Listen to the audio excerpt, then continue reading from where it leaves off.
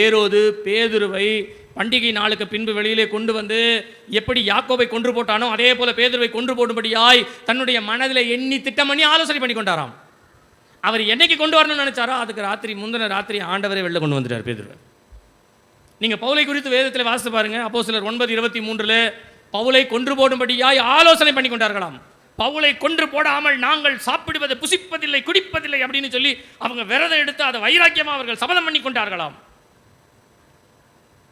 பவுலுக்கிட்ட சொல்லுங்களேன், பவுலே உன்னை இந்த மாதிரி கொல்றதுக்கு ஆலோசனை பண்ணுறாங்கப்பா, உன்னை கொண்டுட போகிறாங்களா அப்படின்னா பவுல் திரும்ப சொல்லுவார், ராயருக்கு முன்னால் போய் நிற்கிற வரைக்கும் ஒருத்தரும் என்னை தொட முடியாது.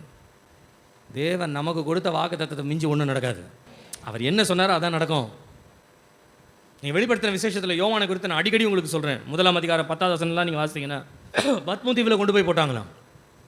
யோவான் கதை முடிஞ்சிருச்சுன்னு நினச்சாங்க. ஆனால் வேதம் சொல்லுகிறது யோவான் விடுதலை பெற்று அவர் வெளியிலே வந்து தான் எழுதின வெளிப்படுத்தின விசேஷத்தை உலகத்திற்கே கொடுத்தாராம். உலகத்துக்கே கொடுத்தார். யார் வேணாலும் இந்த உலகத்தில் ஆலோசனை பண்ணட்டும், நமக்கு விரோதமாய் தேவன் நமக்கு குறித்ததை நிறைவேற்றும். தாவீது சொன்னார், இவர்களுக்கு முன்பாய் கர்த்தர் என்னை மகிமையாய் விளங்க பண்ணுவார். எவர்களுக்கு முன்பாக? என்னை அடக்கினவர்களுக்கு முன்பாக தேவன் என்னை மகிமையாய் விளங்க பண்ணுவார்.